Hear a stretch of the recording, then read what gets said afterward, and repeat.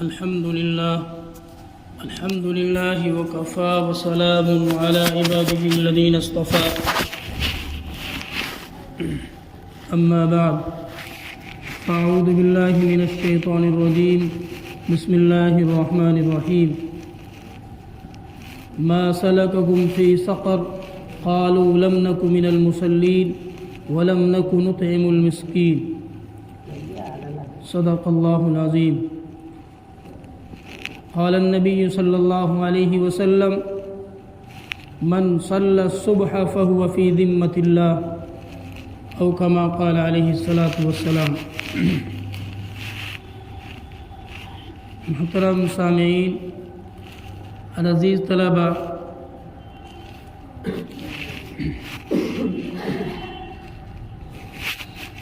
اللہ رب العزت والجلال نے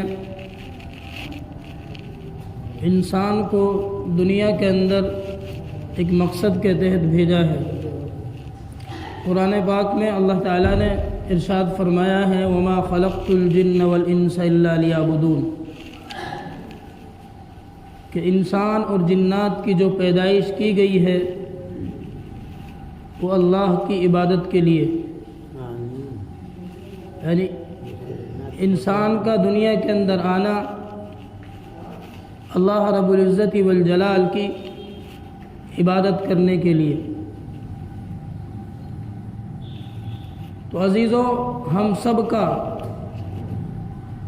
مقصد تخلیق بندگی خدا ہے، بلکہ پوری انسانیت کا مقصد تخلیق بندگی خدا، اللہ رب العزت کی عبادت کرنا۔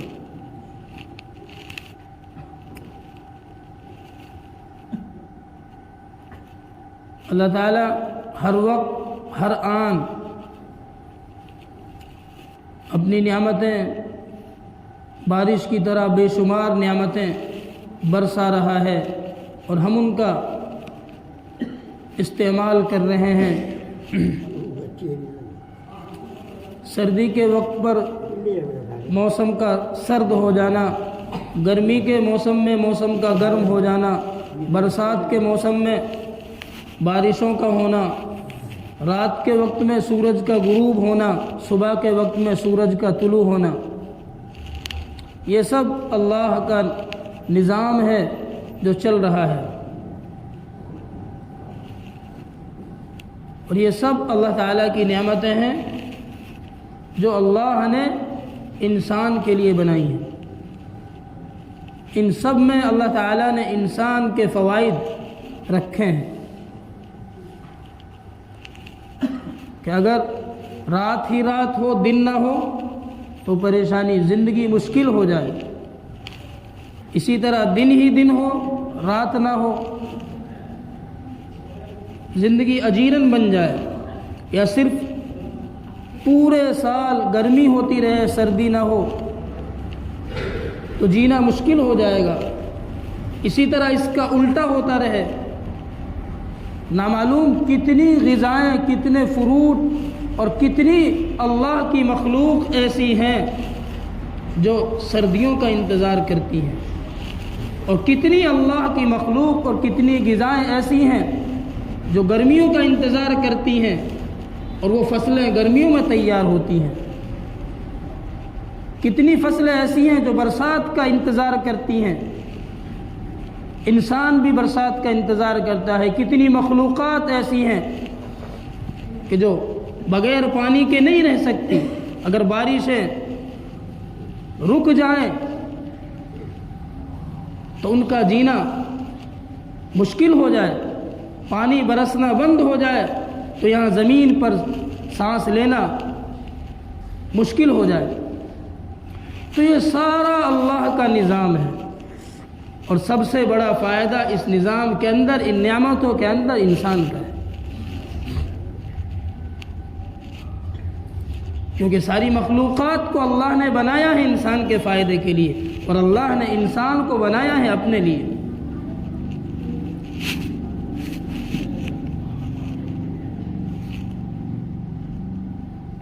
ذرا سوچیں، تصور کریں کہ صبح سے لے کر شام تک، شام سے لے کر صبح تک ہم اللہ تعالیٰ کی کتنی نعمتوں کا استعمال کرتے ہیں. صبح اٹھے، بیدار ہوئے، اگر اللہ چاہتا تو ہم اسی طرح سوتے ہی رہتے، اور سونے کی حالت میں ہم پر موت طاری ہو جائے، اس کو کوئی روکنے والا نہیں ہے. لیکن اللہ نے چھوٹی موت دے کر پھر ہم کو دوبارہ زندگی بخشی ہے. ہمارا سانس کا لیول، آکسیجن کا لیول اسی طرح برقرار ہے. اگر یہ ہوا اندر آنا جانا بند ہو جائے، پھیپھڑوں کے اندر، ہمارے لنگس کے اندر کوئی دقت آ جائے تو ہماری زندگی بیکار، جی نہیں سکتے. دنیا کی کوئی مشینری ایسی نہیں ہے جو اس کنڈیشن میں انسان کو زندگی دے دے. بس 2-4 دن کے لیے بکانے کے لیے آکسیجن پر اس کو رکھ دیا جائے گا کہ آپ کے مریض کی پلس چل رہی ہے، صحیح ہے، صحیح ہے، وہ آپ سے پیسے ہٹ لیں گے، لیکن زندگی نصیب نہیں ہوگی. ہمارے دل کے اندر کوئی پرابلم آ جائے، کوئی وال بلاک ہو جائے، اس کے ذرا سی سرجری کا کتنا خرچ ہے، اور پھر بھی اس کی کوئی گارنٹی نہیں ہے. تو ایک انسان اللہ کی نعمتوں کا بہت بڑا مظہر ہے. کتنی ساری نعمتیں اللہ تعالیٰ نے ہمارے وجود میں، ہماری باڈی میں، ہمارے جسم میں عطا کر رکھی ہیں. روزانہ کھانا کھا رہے ہیں، دن میں کتنی مرتبہ اللہ کی نعمت پانی اس کا استعمال کرتے ہیں، اور پھر اس کھانے کے ذریعے اللہ تعالیٰ ہماری بدن کے اندر کس کس چیز کی ضرورت ہے، اللہ رب العزت پیٹ کے اندر وہ نظام، وہ مشینری چلا رہے ہیں کہ اسی کھانے سے خون بنتا ہے، اور اس خون کی سپلائی رگوں کے اندر ہوتی ہے، وہ سب چل رہا ہے.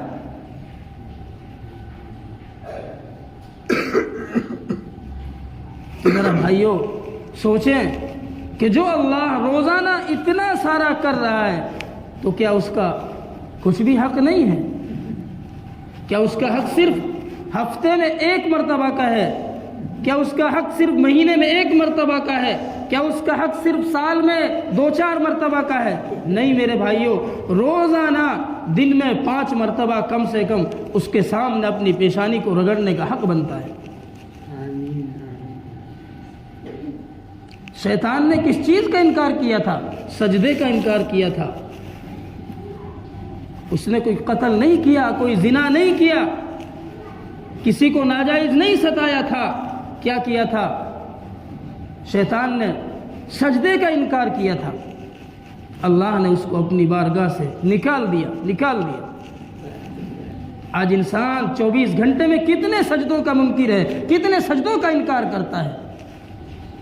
ہم زبان سے منع نہیں کرتے کہ نہیں ہم سجدہ نہیں کریں گے، ہم نماز نہیں پڑھیں گے، لیکن ہمارا فعل، ہمارا عمل منع کرتا ہے کہ اللہ بلا رہا ہے.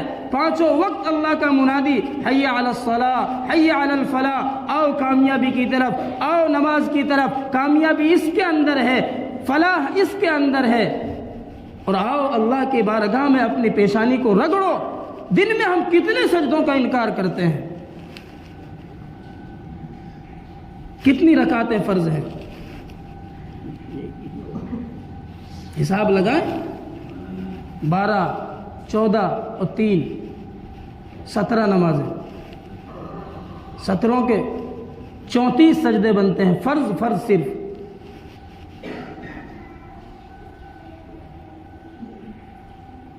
کتنے سجدوں کو دن میں 34، ہفتے کے لگائیے، مہینے کے لگائیے، سال کے لگائیے. ذرا تصور تو کرو، سمجھو تو صحیح. شیطان نے صرف 1 سجدے سے منع کیا تھا، اور ہم دن میں کتنے سجدوں کو چھوڑ دے رہے. یہ تو پتہ نہیں اللہ تعالیٰ کن مخلوقات کی برکت سے ہمیں یہاں کھلا رہا ہے، پلا رہا ہے. کتنی مخلوقات اللہ کی ایسی ہیں کہ ان کی وجہ سے بارشیں ہوتی ہیں، ان کی وجہ سے موسم چینج ہوتا ہے، ان کی وجہ سے اللہ تعالیٰ ان نعمتوں کا نزول فرماتا ہے.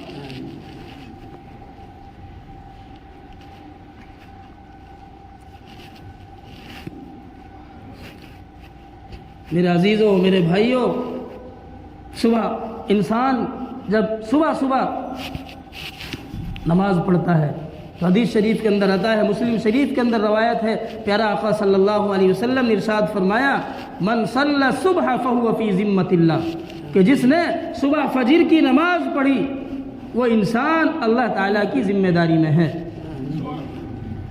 فجر کی نماز پڑھنے پر صبح صبح اللہ کے سامنے اپنی پیشانی رگڑنے پر پورے دن وہ اللہ کی حفاظت میں رہے گا۔ اور ایک حدیث شریف میں من صلی البردین، جس نے 2 ٹھنڈی نمازیں پڑھی،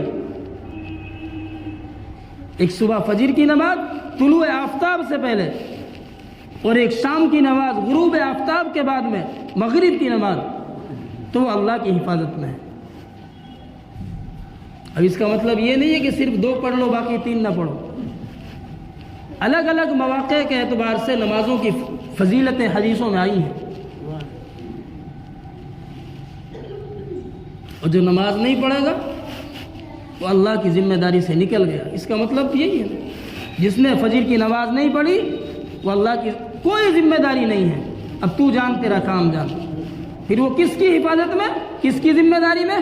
اب شیطان اس کے اوپر محنت کر رہا،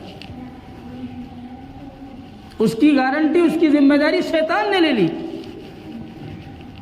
شیطان پورے دن اس سے الٹے سیدھے کام کرائے گا، کسی سے لڑائی کرائے گا، اور خدا نہ کرے کہیں کوئی حادثہ کرا دے، کوئی ایکسیڈنٹ ہو جائے، کوئی اور ناگہانی کوئی اس طرح کی پریشانی سامنے آ جائے، اس کو اللہ تعالیٰ نے چھوٹ دے رکھی ہے۔ وہ جب اللہ نے اس کو اپنی بارگاہ سے نکالا تھا تو اس نے کہا تھا کہ میں آپ کے بندوں کو بہکاؤں گا، تو اللہ نے کہا تھا کہ ہاں جب بہکا لے، میرے جو بندے ہیں وہ تیرے بہکاوے میں نہیں آئیں گے۔ اگر شیطان کے حملے سے بچنا ہے بھائیوں تو صبح صبح فجر کی نماز پڑھو۔ اتنی لمبی رات ہے، آرام سے نیندیں پورے ہو جاتی ہیں۔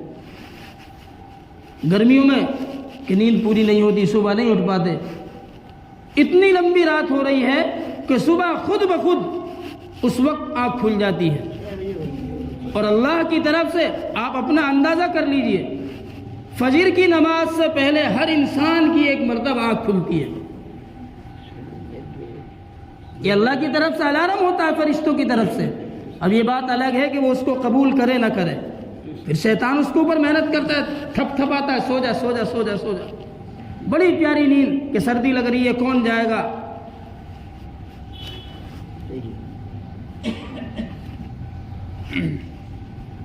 اور جو نماز نہیں پڑھتا، بہت ساری وعیدیں حدیثوں میں آئی ہیں، الامان والحفیظ، اللہ حفاظت فرمائے۔ ایک حدیث شریف میں آیا ہے کہ جہنم کے اندر ایک وادی ہے، اس کا نام ویل ہے، اتنی خطرناک ہے کہ جہنم خود اس سے پناہ مانگتی ہے، اور اس کے اندر بڑے بڑے پہاڑ ڈالے جائیں تو ان کو جلا کر راکھ کر دے گی، بے نمازی کو اس کے اندر ڈالا جائے گا۔ قرآن پاک میں اللہ تعالیٰ فرماتا ہے، ما سلککم فی سقر قالوا لم نک من المصلین، کہ جب بے نمازیوں کو جہنم کے اندر ڈالا جائے گا، آگ کے اندر ڈالا جائے گا، ان سے کہا جائے گا کہ تم کو اس چیز میں، آگ میں کیوں ڈالا گیا، سقر میں کیوں ڈالا گیا؟ تو کہیں گے لم نک من المصلین، ہم نماز نہیں پڑھتے تھے، ہم نماز نہیں پڑھتے تھے، نماز نہ پڑھنے کی وبا میں، سزا میں ہم کو یہاں پر پھینکا گیا، دھکیلا گیا۔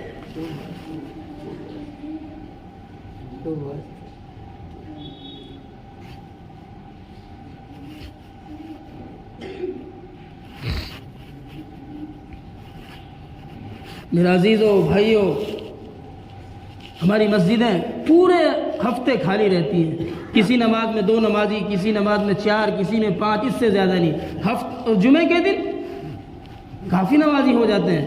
کیا یہ نمازی باہر سے آتے ہیں؟ نہیں، سب یہیں کے ہوتے ہیں، ہم ہی لوگ ہیں، کوئی باہر کا نہیں ہے۔ تو باقی اور دن کہاں چلے جاتے ہیں؟ اور نمازوں میں کہاں ہیں؟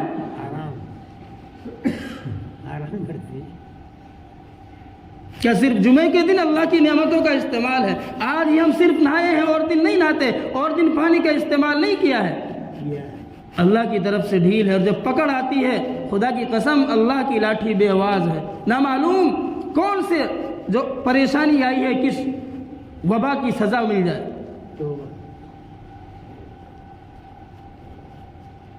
اور موت کا وقت کسی کا متعین نہیں ہے، اللہ کی طرف سے ہم سمجھ رہے ہیں کہ ہم آگے بڑھ رہے ہیں، ہماری زندگی آگے بڑھ رہی ہے، گھڑ رہی ہے، موت کا فرشتہ ہمارے پیچھے لگا ہوا ہے، اور دنیا کی حرص و طمع پھیل رہی ہیں، جوان ہو رہی ہیں۔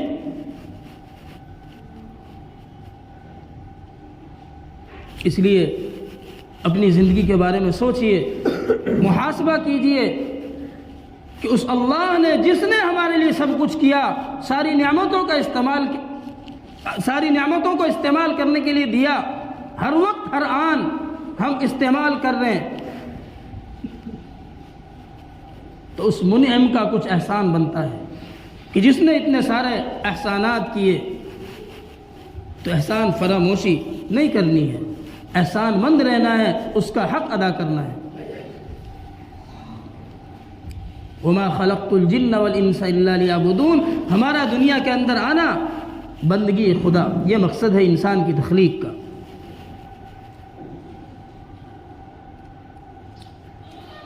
اور نماز کی اہمیت، اذان کی اہمیت جس بندے کو ہوتی ہے، اللہ رب العزت کیا حشر فرماتے ہیں، اللہ اکبر۔ ایک بزرگ تھے، 4 امام گزرے ہیں، امام ابو حنیفہ، امام شافعی، امام مالک، امام احمد رحمہم اللہ، 4۔ تو امام احمد بن حنبل رحمۃ اللہ علیہ کا زمانہ تھا، ان کے علاقے میں ایک بزرگ تھے، ان کا کام تھا لوہا کوٹنا، لوہار تھے، پورے دن ہتھوڑا چلایا کرتے تھے۔ ان کا انتقال ہو گیا، کسی نے خواب میں دیکھا تو ان سے پوچھا کیا گزری، تو انہوں نے کہا کہ اللہ تعالیٰ نے میرا معاملہ امام احمد بن حنبل کے ساتھ کیا، یعنی جو حشر ان کا کیا وہی حشر میرا کیا۔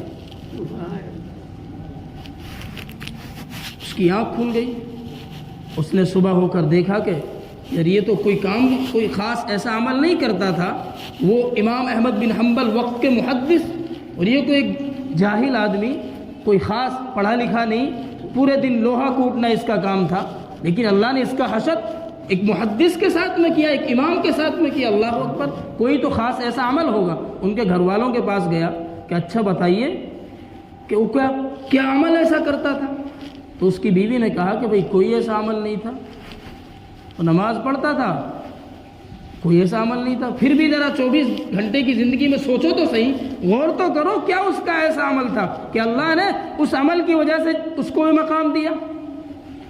تو اس کی بیوی نے کہا کہ ہاں اس کا ایک عمل تھا، وہ بیچارہ پورے دن لوہا کوٹتا تھا ہتھوڑے سے، جب اللہ اکبر کی آواز اس کے کانوں میں پڑتی، اگر اس کا ہتھوڑا اس طرح مارنے کے لیے اوپر اٹھائے ہوتا تو وہ اس کو اسی طرح چھوڑ دیتا، دوبارہ اس پر نہیں مارتا، آہستہ رکھ کر اور فوراً نماز کے لیے چل دیتا،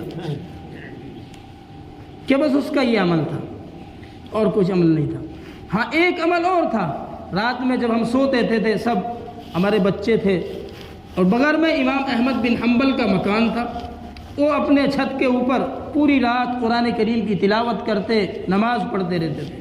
یہ ان کو دیکھ کر یہ کہتا کہ یا اللہ میری پیٹھ کے اوپر بہت زور ہے، یعنی میں کمانے والا اکیلا ہوں اور میرے بچے، میرا خاندان کافی بڑا ہے، میں پورے دن محنت کرتا ہوں اور رات میں تھک جاتا ہوں، میں آپ کی عبادت رات میں نہیں کر پاتا، اے اللہ اگر مجھے فرصت دے، میرا کام میں ہاتھ بٹانے والا کوئی اور ہو تو میں بھی امام احمد بن حنبل کی طرح عبادت کیا کروں۔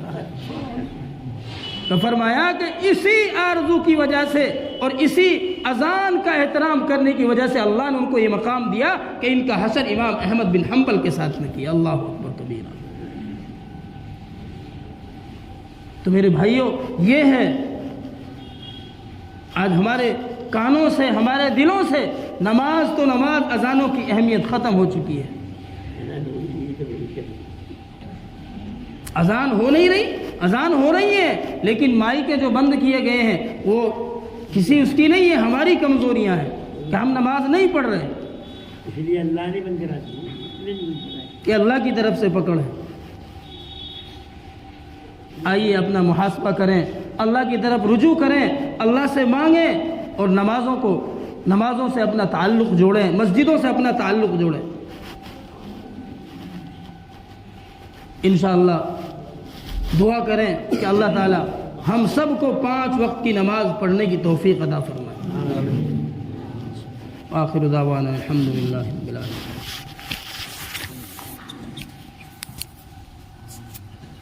اللہ اکبر اللہ